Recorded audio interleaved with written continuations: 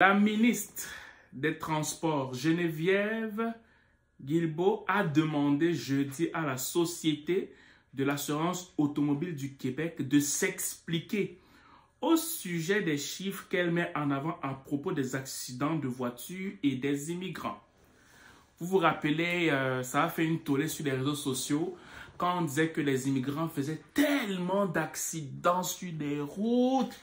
Et en lisant cet article, on ne parle pas beaucoup de ça. Hein. Vous avez remarqué, on ne parle pas beaucoup de ça. En lisant cet article, la ministre n'était même pas au courant de ça. La ministre des Transports, hein, elle n'était même pas au courant. C'est vraiment pour laquelle elle demande des explications. Quelqu'un qui était au courant de ces chiffres ne devait même pas demander l'explication. Mais si elle demande des explications à la SAQ, qui est la Société de l'assurance automobile du Québec, ça veut dire qu'elle n'était pas au courant. Je voyais beaucoup de gens s'exciter en disant que oui, les immigrants, ils conduisent mal et tout ça. On va lire cet article-là. On va lire cet article et vous allez comprendre la mauvaise foi qui était autour de ces chiffres-là. Vous allez comprendre. Parce que quand je parle des fois, on a l'impression que je veux simplement prendre le parti des immigrants. Mais des fois, il y a des inégalités qui sont inexplicables. OK? Bien avant de continuer, si tu aimerais entendre parler de l'intégration ici au Québec, dans la communauté afro-caribéenne, des difficultés qu'on rencontre, des joies des uns et des autres, enregistre-toi sur le lien qui est en dessous si tu m'écoutes sur YouTube, sur Facebook, le lien qui est en haut, si tu m'écoutes sur TikTok, tu m'écris juste en aparté, ça me fait plaisir de t'envoyer le lien pour que tu puisses t'enregistrer en fait. OK? Voilà. Conduire au Québec vient avec des responsabilités. Nous avons fait en sorte que les personnes immigrantes qui échouent à leur examen pratique de conduite reçoivent un permis d'apprenti conducteur en attendant de réussir leur examen. Le gros bon sens. Indépendamment de cette évidence, il revient à la SAQ de s'expliquer sur sa méthodologie. Ça, c'est la ministre, c'est pas moi qui dis. Il revient à la SAQ de s'expliquer sur sa méthodologie. Le Devoir, qui est le journal qui parle de ça, a révélé jeudi que la SAQ est incapable de s'expliquer sur les chiffres. Bon, écoutez, vous marquez des chiffres, vous dites que les immigrants, là, ce sont eux qui font le plus d'accidents. Maintenant, quand la ministre vous confronte avec les chiffres que vous mettez en avant, vous êtes incapable d'expliquer ça. Dites-moi s'il n'y a pas de mauvaise foi dessus.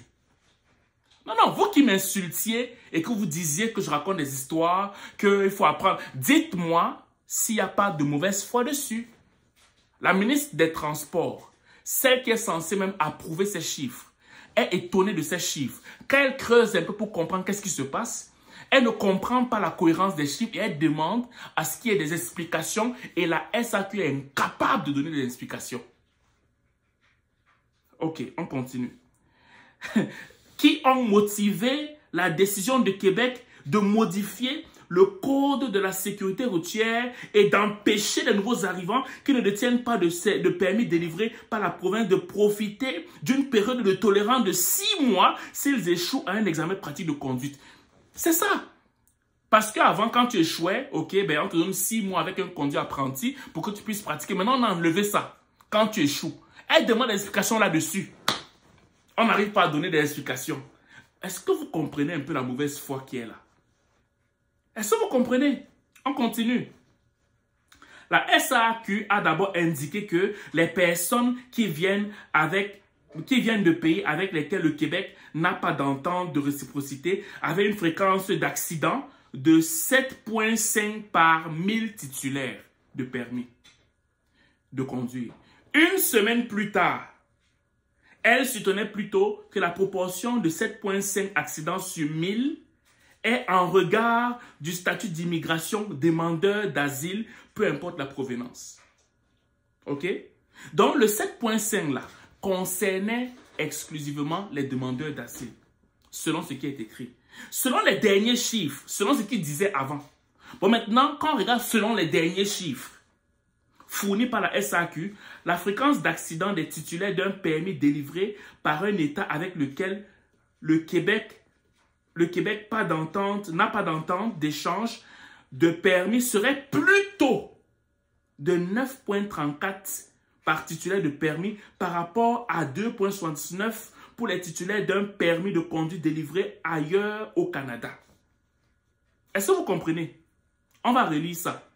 Selon les derniers chiffres fournis par la SAQ, la fréquence d'accidents des titulaires d'un permis délivré par un État avec lequel le Québec n'a pas d'entente d'échange de permis serait plutôt de 3,9 au lieu de 7,5 sur 1000. C'est plutôt 3,9 par rapport à 2,79 pour les titulaires d'un permis de conduire délivré ailleurs au Québec. Écoutez très bien. Au moment de publiciser sa décision, le cabinet Gibault avait mis en avant les chiffres de la SAQ en faisant valoir que les titulaires de permis venant de pays avec lesquels le Québec n'a pas d'entente avaient une fréquence d'accident nettement supérieure aux titulaires de permis canadiens ou délivrés par un pays avec lequel le Québec a un accord. OK? Donc, vous comprenez que on ne nie pas que ceux qui n'ont pas de permis de conduire, qui n'ont pas d'entente avec le Québec, font nettement plus d'accidents. Mais quand on regarde les chiffres qui avaient été mis en avant, 7 points combien? Les chiffres, ça avait été 7,5. Et après, on révise, on dit maintenant que c'est 3,9. C'était quoi l'objectif? Est-ce que vous pensiez que c'était juste, ils se sont juste trompés? Est-ce que vous pensez qu'ils se sont juste trompés? Moi, c'est la question que je pose. Parce que moi, je ne suis pas contre le fait qu'on mette en place des lois. Mais malgré le fait qu'ils se soient trompés, on a quand même modifié la loi pour dire que ceux qui échouent à leur premier examen, non, je veux dire, ils n'ont plus cette chance-là d'avoir un permis apprenti. Non, on a juste supprimé tout court, c'est fini, on passe à autre chose. Malgré le fait qu'il y a eu des chiffres qui étaient erronés. Donc, moi, je vais juste mettre encore ça en avant pour faire comprendre que parfois, il faut des fois revenir sur sa décision quand on sait qu'on s'est trompé. Mais si malgré l'erreur, on passe quand même une loi, je pense que c'est fait preuve quelque part de mauvaise foi. Voilà. Donc, c'est ce que je voulais vous mettre je voulais présenter comme information que j'ai lue. L'article est sorti quand même, ça fait quand même un bout, mais ça me surprend qu'on n'en parle pas beaucoup. Ça me surprend. C'est sorti le 12 décembre, ok? Présentement, on est quoi? On est quelle date aujourd'hui? On est le 15. C'est sorti il y a 3 jours. Moi, on n'en parle pas. On n'en parle pas beaucoup. Bref, c'est ce que je voulais vous partager comme information. J'espère que ça va changer quelque chose ou bien au moins tu es au courant. Passe une belle journée ou une belle soirée dépendant du lot. Tu m'écoutes. Ciao.